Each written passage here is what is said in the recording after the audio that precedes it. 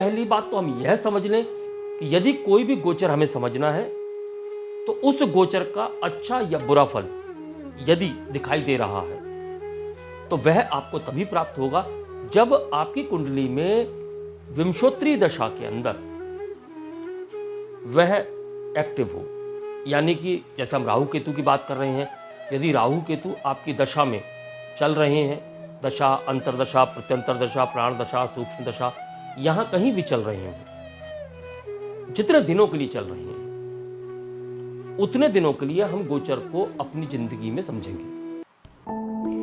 शुभं कुरुत्वं कल्याणं आरोग्यं धन संपदा। नमस्कार दोस्तों,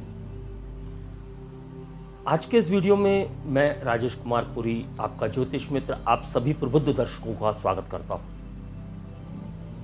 यहाँ इस चैनल पर हम लोग ज्योतिष शास्त्र को पढ़ रहे हैं या यूं कह लीजिए कि समझ रहे हैं। कोशिश हमारी यही रहती है कि हम गहराई से बातों को समझाएं ताकि आप लोगों को बहुत अच्छे से बातें समझ में आ सकें। आज हम जो विषय लेकर उपस्थित हुए हैं आप लोगों के समक्ष, वह गोचर का है। जो भी खगोलीय घटना होती है हमारे ब्रह्मांड में, जब कोई ग्रह एक राशि से दूसरी राशि के अंदर प्रवेश करता है, जब कोई ग्रह एक नक्षत्र से दूसरे नक्षत्र के अंदर प्रवेश करता है, तो उसे हम गोचर कहते हैं। और आप लोगों ने हजारों वीडियो देखे होंगे गोचरों के, कि आज इस ग्रह का गोचर हुआ है तो इस ग्रह से आपके जीवन में यानी कि फलां फलां राशियों के अरबपति बनने के योग हैं, फलां फलां राशियां जो अरबपति हैं वह जमीन पर आकर बैठ जाएंगे। यानी कि मात्र गोचर से ही आपको यह समझा दिया जाता है कि अर्श से फर्श तक का और फर्श से अर्श तक का सफर आप गोचरों से ही कर रहे हैं। यह बात सत्य है कि गोचर मानव जीवन में बहुत अधिक महत्व रखती है। किसी भी ग्रह का गोचर हो, चाहे वो राहु केतु का हो, चाहे वो शनि का हो, मंगल, सूर्य, गुरु, चंद्र, बुध, सभी ग्रह, इन सभी के गोचर आपके जीवन में एक विशेष प्रभाव डालती है। यहां जितने वीडियो आप देखते हैं, अधिकतर में आपको यह समझाया जाता है कि इस ग्रह के गोचर से इतनी राशियां प्रभावित होंगी सफल रूप में, इतनी राशियों को नुकसान होगा। अब हम कैसे समझें कि हमारे जीवन में दरअसल होने क्या वाला है? क्योंकि होता यही है कि एक और शनि है, अच्छे फल दे रहा है गोचर में, वहीं दूसरी ओर राहु केतु है, बुरे फल दे रहे हैं। तो हम अच्छों को समझें कि बुरों को समझें? असमंजस की स्थिति बनती है। मंगल अच्छे फल दे रहा है, सूर्य बुरे फल दे रहा है, तो हम क्या समझें? यह भ्रम की स्थिति उत्पन्न हो जाती है। सबसे पहले तो हमें यह समझना आवश्यक है हम गोचर किस प्रकार से समझें। गोचर तो अपनी जगह पर हो गया, यानी कि ग्रह ने राशि परिवर्तन कर लिया, तो हम किस प्रकार से समझेंगे कि वह हमारे लिए किस प्रकार का है। तो हम यहां जो चर्चा कर रहे हैं वह सभी चर्चाएं, वह सभी वीडियोस हमारे कई श्रृंखलाओं में हैं। उनमें से एक श्रृंखला है शून्य से शिखर तक, उसको हम यहां आई बटन में आपको दिखा रहे हैं। यहां से आप शून्य से शिखर तक श्रृंखला तक पहुंच सकते हैं और वहां के सभी वीडियोस आप देखकर नक्षत्रों के बारे में, भावों के बारे में, राशियों के बारे में समझ सकते हैं। फिर हमारी जो अन्य श्रृंखलाएं हैं उन्हें भी हम समय समय पर आई बटन में आपको दिखाएंगे और जो एंड स्क्रीन है वहां पर भी आप देख सकते हैं। और यदि हमारे द्वारा उपलब्ध कराई गई जानकारी आपको अच्छी लगती है, उपयोगी लगती है, सटीकता के नजदीक लगती है, गहराई को छूती हुई लगती है, तो आप सभी से मेरा अनुरोध है वीडियो को लाइक करें, चैनल सब्सक्राइब करें और बेल आइकन का बटन दबा दें ताकि आने वाले वीडियोस आपको समय से प्राप्त हो सके। आज हम राहु केतु के गोचर पर चर्चा कर रहे हैं। राहु केतु जो कि 12 अप्रैल के दिन अपनी वर्तमान राशि से निकलकर अन्य राशि में चले गए हैं। तो राहु वृषभ से निकलकर मेष राशि में प्रवेश कर गए हैं और केतु वृश्चिक से निकलकर तुला राशि में प्रवेश कर रहे हैं। चूंकि यह वक्री ग्रह है और यह वक्र रूप से ही चलते हैं, तो इनका गोचर भी वक्री होता है। अब समझना पहले यह है कि गोचर को हम कब समझें कि हमारे जीवन में फलित देगा। सबसे पहली बात, हर ग्रह का किसी न किसी भाव में अच्छा और किसी न किसी भाव में बुरा गोचर होता है। अलग अलग लग्नों के लिए अलग अलग गोचर होता है। कई बार प्रश्न यह उठता है कि हम लग्न से गोचर देखें या चंद्र से गोचर देखें। चूंकि हम लग्न को व्यक्तित्व मानते हैं, लग्न को आत्मा मानते हैं, चंद्र मन है, फिर भी किसी प्रकार की असमंजसता की स्थिति ना रखते हुए आप चंद्र से भी देखें, लग्न से भी देखें, लगभग फल एक ही प्रकार के प्राप्त होते हैं। यदि आपको चंद्र से यह गोचर बुरा प्रतीत होता है, लग्न से अच्छा प्रतीत होता है, तो आप मिश्रित फलों की उम्मीद रख सकते हैं। और यदि यह गोचर आपको लग्न से अच्छा प्रतीत होता है और चंद्र से भी अच्छा प्रतीत होता है, तो आप बहुत अच्छे फलों की उम्मीद कर सकते हैं। और यदि लग्न से और चंद्र से दोनों से ही यह गोचर बुरे फल दे रहा है, तो आप इस प्रकार से समझ सकते हैं कि इस गोचर में आपको बुरे फल प्राप्त होने वाले हैं। यह हो गया पहला पॉइंट। अब अगला पॉइंट, राहु केतु का गोचर 1.5 साल का होता है, यानी 18 माह का। तो क्या यह 18 माह आपके जीवन में बिल्कुल खराब होने वाले हैं या बहुत अच्छे जाने वाले हैं? तो यहां अन्य ग्रहों के गोचरों को भी हम उनके साथ समझते हुए किसी भी फलित को कहेंगे। सबसे पहली बात तो हम यह समझ लें कि यदि कोई भी गोचर हमें समझना है, तो उस गोचर का अच्छा या बुरा फल यदि दिखाई दे रहा है, तो वह आपको तभी प्राप्त होगा जब आपकी कुंडली में विंशोत्तरी दशा के अंदर वह एक्टिव हो। यानी कि जैसे हम राहु केतु की बात कर रहे हैं, यदि राहु केतु आपकी दशा में चल रहे हैं, दशा, अंतरदशा, प्रत्यंतर दशा, प्राण दशा, सूक्ष्म दशा, यहां कहीं भी चल रहे हैं, जितने दिनों के लिए चल रहे हैं, उतने दिनों के लिए हम गोचर को अपनी जिंदगी में समझेंगे, अच्छा या बुरा। अब यदि प्राण दशा में वह 2 दिन के लिए चल रहा है, तो हम प्राण दशा में उन 2 दिनों को इनके गोचर के अनुसार अच्छा या बुरा समझ लेंगे। अगर अंतरदशा में वह कुछ महीनों के लिए अच्छा चल रहा है तो अच्छा समझेंगे, कुछ महीनों के लिए बुरा चल रहा है तो बुरा समझेंगे। क्योंकि अंतरदशा में जब वह ग्रह एक्टिव है, तब हम उसके गोचरों को अपने जीवन में फलित देखें। अन्यथा कोई भी गोचर जिसका आपकी दशाओं में कहीं कोई रोल नहीं हो रहा है, आपके जीवन में कोई भी फर्क नहीं डालने वाला है। क्योंकि महादशा सबसे लंबी होती है, उसके बाद में अंतरदशा होती है, प्रत्यंतर होती है, फिर सूक्ष्म होती है, फिर प्राण दशा होती है। तो जब हम इन सभी दशाओं को समझते हैं, तो हमें वह सटीक समय प्राप्त होता है जब यह गोचर हमारे जीवन में अच्छा या बुरा फल दे रहा है। चलिए, यहां हमने आपको गोचर को समझने की एक विधि बता दी है। आप गोचरों से बिल्कुल भी घबराएं ना। गोचर अगर आपके जीवन में, आपकी कुंडली में, आपके लग्नानुसार, आपके चंद्रानुसार, हम यहाँ लग्नानुसार आपको वर्णित करके बताएंगे, आप उसे चंद्र राशि समझकर भी समझ सकती हैं। समझना दोनों तरीके से है और दोनों तरीकों को एक साथ सामंजस्यता बिठाकर फलित निकालना है। फलित आपको स्वयं निकालना है। हम यहाँ आपको सिर्फ यह बताएंगे कि किस लग्न के लिए यह गोचर अच्छा या बुरा और किस प्रकार के फल देने वाला है। तो सबसे पहले हम बात करते हैं मेष लग्न की। हम यहाँ साइड स्क्रीन पे आपको एक चार्ट दे रहे हैं, गोचर चार्ट। आप इस गोचर चार्ट को देख सकते हैं। यहाँ पर गोचर हो रहा है, तो अलग अलग लग्नों में यहाँ जो गोचर की स्थिति बनती है उसे भी आप समझें और उसे ही अपने कागज पर उतार के आप फलों को भी निकाल कर देखें। यह आपके लिए ज़्यादा उत्तम विधि होगी कि आप स्वयं से गोचरों को समझ पाएंगे। चलिए मेष राशि की बात करते हैं, यानी कि मेष लग्न की बात करते हैं। चूंकि राहु का गोचर मेष में ही हो रहा है, तो राहु की स्थिति वर्तमान में मेष में बनी हुई है, यानी कि लग्न में बनी हुई है। हम लग्न से जब बात करते हैं तो लग्न में बनी हुई है, और मेष राशि का स्वामी मंगल है, तो कुंडली में यह भी समझना होगा कि मंगल की स्थिति क्या है। अब चूंकि मंगल के 2 घर हैं, यहां पर पहला और 8वां, तो हम यहां दोनों भावों से फलित लेंगे। राहु दोनों के फल देगा। तो हम सबसे पहले विस्तार से समझेंगे कि किस प्रकार से वह फल देगा, तो इनकी दृष्टियों को भी समझना होगा। तो जब मेष राशि में इसका गोचर है, तो मेष से इसकी पहली दृष्टि सिंह राशि पर पड़ेगी, दूसरी दृष्टि इसकी तुला राशि पर पड़ेगी, और तीसरी दृष्टि धनु राशि पर पड़ेगी। और हर लग्न के लिए यह दृष्टियों के लिए राशि एक ही रहेगी। हाँ, उन राशियों के भाव बदल जाएंगे, तो उन भावों से संबंधित हम फलित देंगे।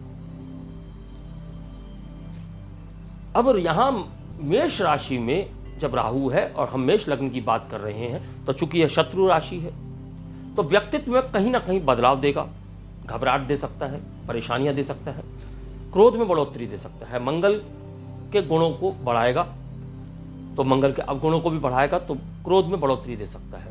साथ ही साथ पंचम की बात करेंगे तो ज्ञान में बढ़ोतरी दे सकता है, ज्ञान से ख्याति प्राप्त की बात करेंगे, क्योंकि पंचम का स्वामी सूर्य है, तो ज्ञान से जो ख्याति प्राप्त होगी वह भी आप समझ सकते हैं। लेकिन कहीं ना कहीं स्वास्थ्य में गिरावट आ सकती है, क्योंकि राहु है, लग्न में है, क्रोध होगा तो स्वास्थ्य में भी गिरावट आ सकती है। दृष्टि सप्तम भाव पर रहेगी तो जीवन साथी से संबंधित समस्याएं आ सकती हैं, पंचम भाव में प्रेम से संबंधित समस्याएं आ सकती हैं, ज्ञान में बढ़ोतरी तो होगी ही होगी, सप्तम भाव पर दृष्टि है तो भोग विलास में भी बढ़ोतरी होगी।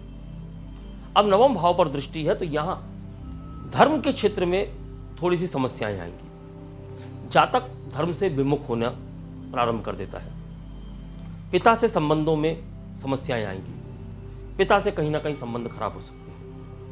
अब अगर केतु की बात करें तो केतु सप्तम भाव में बैठा हुआ है, तो सप्तम भाव से सबसे पहले तो हम सप्तम भाव से संबंधित फलों की बात करें तो शुक्र का घर है, तो केतु यहां खराब फल नहीं देता है। तो जीवन साथी से संबंधित समस्याएं राहु दे रहा है, तो कहीं ना कहीं बहुत अधिक बचत भी केतु दे रहा है। अब केतु की पंचम दृष्टि लाभ भाव पर पड़ेगी, तो हम जीवन में लाभ की बात कर सकते हैं, लाभ बढ़ेगा। चूंकि लाभ भाव का स्वामी यहां इस लग्न में शनि है, तो केतु से हम उस भाव की बढ़ोतरी की बात कर सकते हैं। फिर उसकी नवम दृष्टि पराक्रम भाव पर पड़ेगी, तो पराक्रम से संबंधित अच्छी बातें कहेंगे हम, पराक्रम बढ़ेगा, क्योंकि वहां जो राशि है वहां मिथुन राशि है, तो पराक्रम बढ़ने की बात हम कर सकते हैं। अब हम समझेंगे कि नक्षत्रों से हम इसको किस प्रकार से और बारीकियां निकाल सकते हैं। तो राहु का प्रवेश कृतिका नक्षत्र में हो रहा है, कृतिका का स्वामी सूर्य है। इस बात को आप यहीं समझ लीजिए, तो आपको पूरे वीडियो में दोबारा समझने की आवश्यकता नहीं पड़ेगी। तो हम सूर्य की बात करेंगे, फिर उसका गोचर जो है जब अगले नक्षत्र में होगा, चूंकि उल्टा चल रहा है, तो भरणी नक्षत्र में होगा, तो भरणी का स्वामी शुक्र है, तो हम शुक्र से संबंधित बातें करेंगे। फिर वह केतु के नक्षत्र में गोचर कर रहा है, तो केतु से संबंधित बातों को समझेंगे। तो केतु सामने ही बैठा हुआ है, तो केतु जो फल देगा, यहां केतु के नक्षत्र में राहु से भी उन्हीं फलों की बात समझेंगे। और जब केतु की बात करेंगे तो केतु का सबसे पहला गोचर हो रहा है विशाखा नक्षत्र में। विशाखा नक्षत्र के बाद वह स्वाति नक्षत्र में आएगा, स्वाति नक्षत्र के बाद वह चित्रा नक्षत्र में आएगा। विशाखा का स्वामी गुरु है, स्वाति का स्वामी राहु है, तो यहां जब राहु के नक्षत्र में होगा तो राहु से संबंधित फलों को समझेंगे। और चित्रा का स्वामी मंगल है, तो हम मंगल से संबंधित फलों को समझेंगे। तो सबसे पहले राहु कृतिका नक्षत्र में जब प्रवेश करता है तो सूर्य से संबंधित फलों की बात करेंगे। तो सूर्य यहाँ पंचम भाव का स्वामी है, तो हम ज्ञान में बढ़ोतरी की बात कर रहे हैं, ज्ञान में अच्छे फलों की बात कर रहे हैं। पंचम भाव से संबंधित फलों की बात करेंगे तो हम स्वास्थ्य के अच्छे रहने की बात यहाँ करेंगे। स्वास्थ्य अच्छा रहेगा, ऊर्जा बढ़ेगी, ऊर्जावान होगा जातक, कम से कम इस समय अवधि में तो ऊर्जावान बना ही रहेगा। फिर भरणी नक्षत्र की बात करें तो भरणी नक्षत्र के क्षेत्र में जब आएगा तो परिणाम अच्छे प्राप्त होंगे। शुक्र का नक्षत्र है और शुक्र के राशि में इस वक्त केतु बैठा हुआ है, तो यहां हम अच्छे फलों की बात करेंगे, अच्छे परिणामों की बात करेंगे, शुक्र से संबंधित परिणामों की बात करेंगे। तो विवाह जिन जातकों का विवाह नहीं हुआ है, अविवाहित है, उनके जीवन में विवाह की बात करेंगे, विवाह होने की बात करेंगे। जब अश्विनी नक्षत्र में प्रवेश करता है तो अश्विनी नक्षत्र केतु का है, और केतु के फलों की यदि बात करें तो केतु सप्तम भाव में बैठकर सप्तम भाव से संबंधित फल देता है। तो सप्तम भाव से संबंधित फलों में हम यही बात करेंगे, विवाह की बात करेंगे। यहाँ अविवाहित के लिए तो विवाह की बात करेंगे, लेकिन विवाहितों के जीवन में हम समस्या देख सकते हैं, प्रेम के क्षेत्र में समस्या देख सकते हैं। अब यदि केतु के गोचर की बात करें, केतु का गोचर विशाखा नक्षत्र में होगा, तो विशाखा नक्षत्र का स्वामी गुरु है, तो हम गुरु से संबंधित अच्छे फलों की बात करेंगे। तो गुरु से संबंधित फलों की बात करने के लिए हमें देखना पड़ेगा गुरु किन किन भावों का स्वामी है। तो यहां मेष लग्न में गुरु नवम भाव का और द्वादश भाव का स्वामी है, तो व्यय की बात करेंगे, भाग्य की बात करेंगे, भाग्य में बढ़ोतरी होगी, लंबी यात्राएं होंगी, विदेश यात्रा के योग बनते हैं। हम चूंकि 12वें भाव से हम विदेश की बात करते हैं, तो विदेश यात्राओं के योग बनते हैं। जैसा कि हमने दृष्टियों की बात कर ही ली है, यहां केतु की दृष्टि जो है 11वें पे, लग्न पे और तृतीय पे होगी, तो हम वह भी समझ पाएंगे कि इन सभी क्षेत्रों से संबंधित जातक को अच्छे फल प्राप्त होंगे। क्योंकि यदि राहु अच्छे फल नहीं दे पाता है तो केतु देता ही देता है। तो इस प्रकार से आप अपने जीवन को समझ सकते हैं यदि आप मेष लग्न की हैं। फिर केतु का गोचर जो है स्वाति नक्षत्र में होगा, राहु का नक्षत्र है, तो हम राहु से संबंधित जो फल होते हैं उनकी बात करेंगे। तो राहु यदि बुरे फल दे रहा है तो इस समय अवधि में बुरे फलों की उम्मीद करते हैं। फिर हम बात करते हैं चित्रा नक्षत्र की, तो चित्रा मंगल का नक्षत्र है, तो यहां चोट की बात कर सकते हैं, दुर्घटनाओं की बात कर सकते हैं। हाँ, लाभ की स्थिति बनती है, व्यक्तित्व अच्छा हो सकता है, पराक्रम बढ़ सकता है, लेकिन कहीं कहीं पराक्रम में हानि भी हो सकती है। यह सब गोचर देखने के लिए हमको इन सभी भावों से संबंधित ग्रहों को देखना होगा। जहां गोचर हो रहा है उन ग्रहों को, और जहां जहां दृष्टियां पड़ रही हैं उन ग्रहों को, यदि वे अच्छे बैठे हुए हैं, कुंडली में अच्छी स्थिति में है, तो गोचर में आप थोड़े से परिणामों में कमी देख सकते हैं, बुरे परिणामों में। और यदि वह बुरे बैठे हुए हैं तो अच्छे परिणामों में कमी देख सकते हैं। शर्त सिर्फ इतनी है कि दशाओं में कहीं ना कहीं राहु और केतु एक्टिव होने चाहिए, और अगर इन भावों से संबंधित जो ग्रह है वह भी एक्टिव हो जाते हैं, तब हम इन फलों की ज्यादा उम्मीद करते हैं। अन्यथा सामान्य तौर पर ही गोचरों को देखना चाहिए, बहुत अधिक विचलित नहीं होना चाहिए। फिर हम बात करेंगे वृषभ लग्न की। अब वृषभ लग्न की यदि बात करते हैं तो वृषभ लग्न में यह गोचर जो है 12वें स्थान में है, 6ठे स्थान में। तो 12वें में राहु है, 6ठे स्थान में केतु है। तो हम यहाँ 12वें से संबंधित और 6ठे से संबंधित फलों की बात करेंगे। स्वामी तो वही रहेंगे, 12वें का स्वामी मंगल हो गया, 6ठे का स्वामी यहाँ पर शुक्र हो गया, तो हम उन्हें बार बार नहीं दोहराएंगे, लेकिन हम 12वें से और 6ठे से संबंधित फलों की बात करेंगे। तो स्वास्थ्य से संबंधित परेशानियां यहाँ पर उत्पन्न होती हैं। स्वास्थ्य में गिरावट देखी जा सकती है, व्यय में बढ़ोतरी हो सकती है, कोर्ट कचहरी संबंधित समस्याएं हो सकती हैं, उनके हल भी हो सकते हैं यदि 12वें भाव का स्वामी अच्छी स्थिति में हो। और यदि 12वें भाव का स्वामी आपकी कुंडली में अच्छी स्थिति में नहीं है तो समस्याएं हैं, अन्यथा आपको अच्छे फल भी प्राप्त हो सकते हैं। आपको हमेशा इस बात को याद रखना है कि जिस भाव में वह गोचर कर रहा है उसके स्वामी की स्थिति आपकी कुंडली में कैसी है, तभी आप गोचर को अच्छे से समझ पाएंगे कि आपके जीवन में अच्छे फल दे रहा है या बुरे फल दे रहा है। केवल गोचर इस प्रकार कर रहा है और आपको यह नुकसान होने वाला उससे कुछ ना समझे।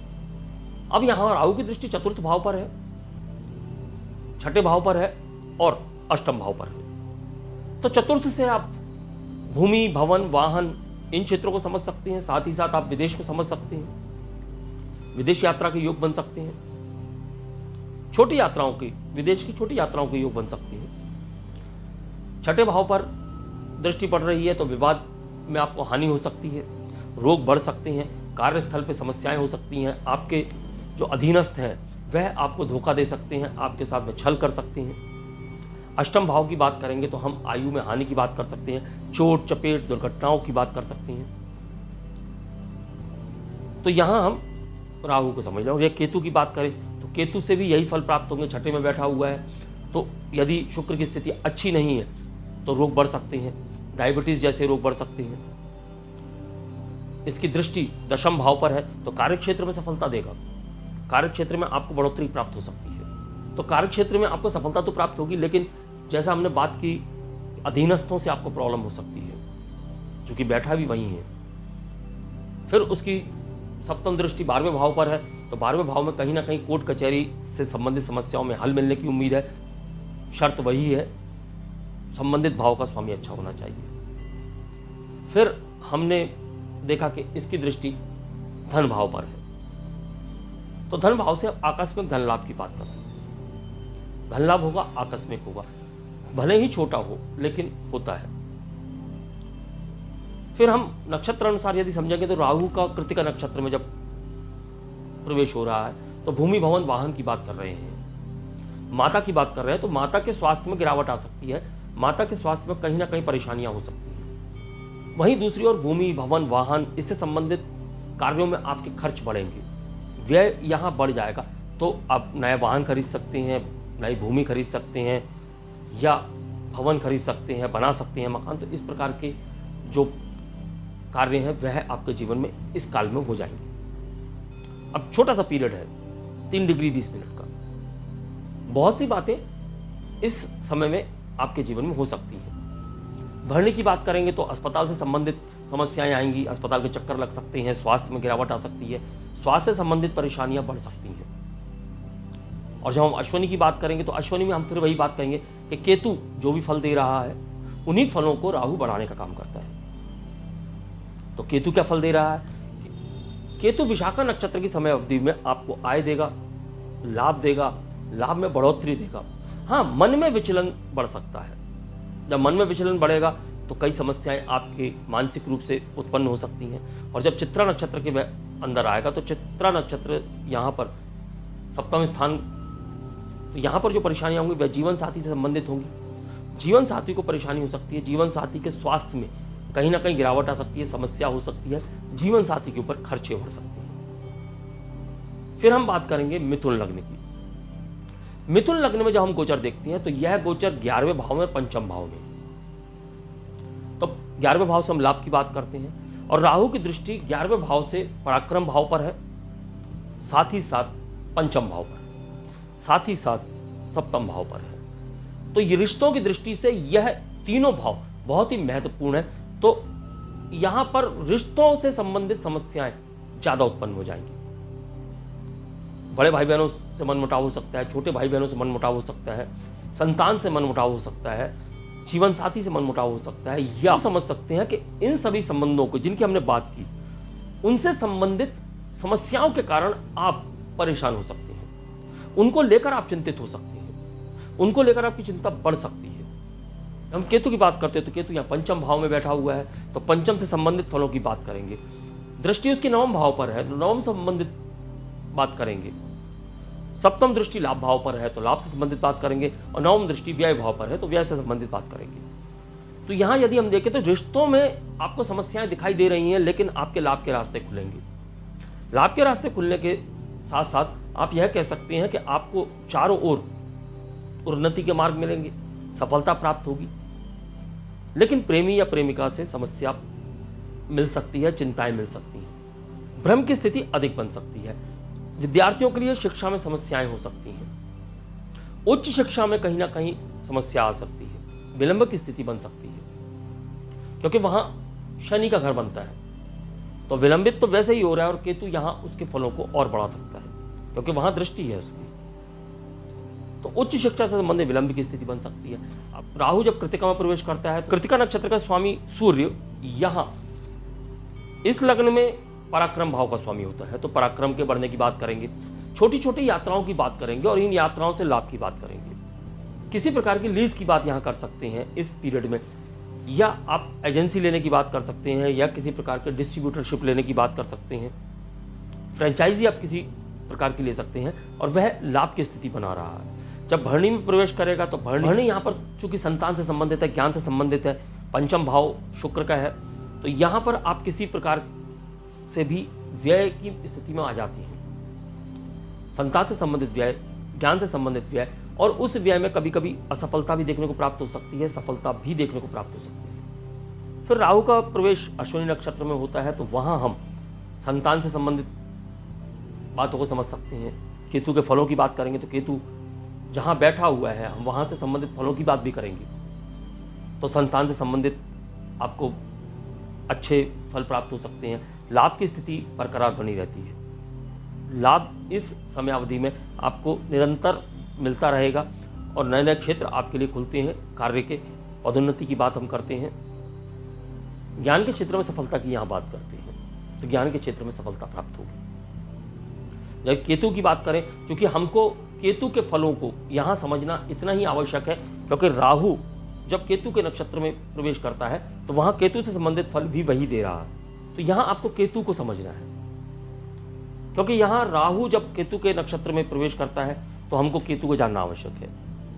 केतु के गोचर में केतु जब विशाखा यानी कि गुरु के नक्षत्र में प्रवेश करता है, तो गुरु यहाँ इस लग्न में सप्तम का और दशम का स्वामी है, तो सप्तम और दशम से अच्छे फल हम यहाँ इस गोचर में प्राप्त कर सकते हैं।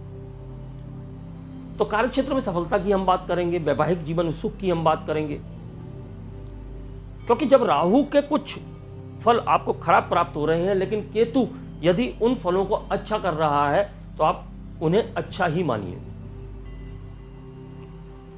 फिर इसका प्रवेश होता है स्वाति यानी कि राहु के नक्षत्र में।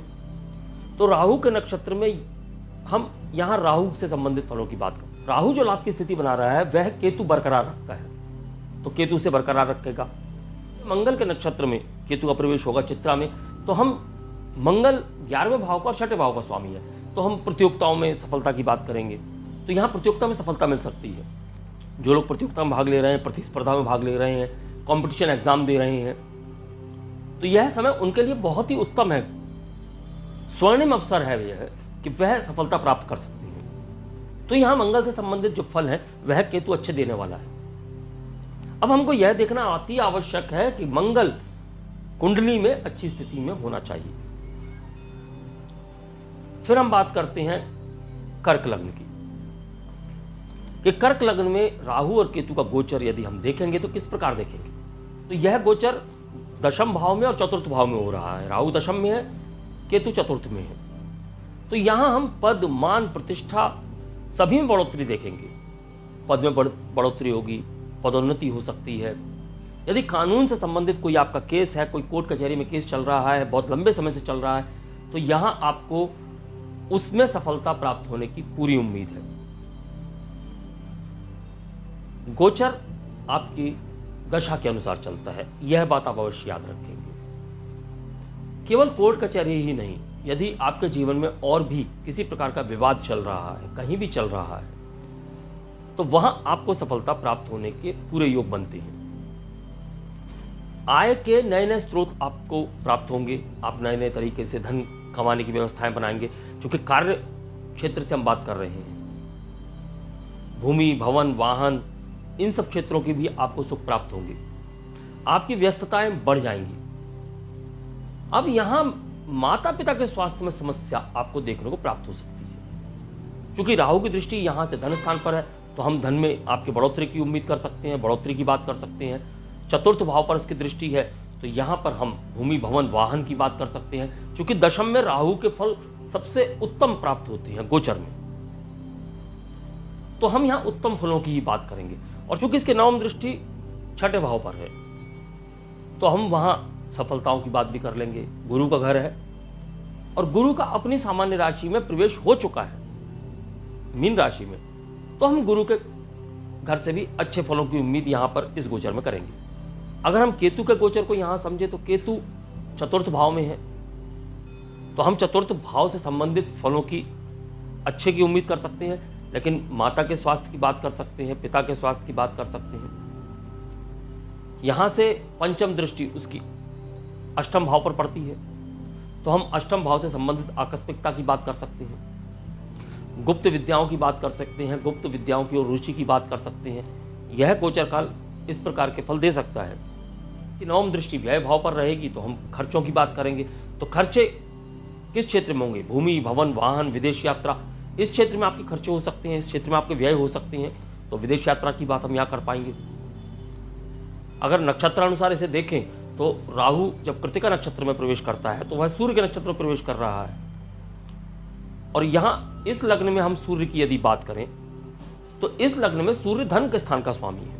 हम धन से संबंधित अच्छी बातें कर ही चुके हैं, और चूंकि मंगल दशम भाव का स्वामी है तो व्यवसाय से संबंधित अच्छी बातें भी हम कर सकते हैं। तो यहाँ सफलता प्राप्त होगी, धन प्राप्त होगा, धन में बढ़ोतरी होगी, संचित धन में बढ़ोतरी होगी। फिर जब भरणी नक्षत्र के अंदर प्रवेश होता है राहु का, तो भरणी नक्षत्र में हम चतुर्थ भाव से संबंधित बात करेंगे, जहां पर इस वक्त केतु बैठे हुए हैं। तो चतुर्थ भाव शुक्र का है, तो हम शुक्र से संबंधित अच्छे फलों की बात करेंगे। तो भूमि, भवन, वाहन, इन सभी क्षेत्रों में जातक को सफलता प्राप्त हो जाएगी।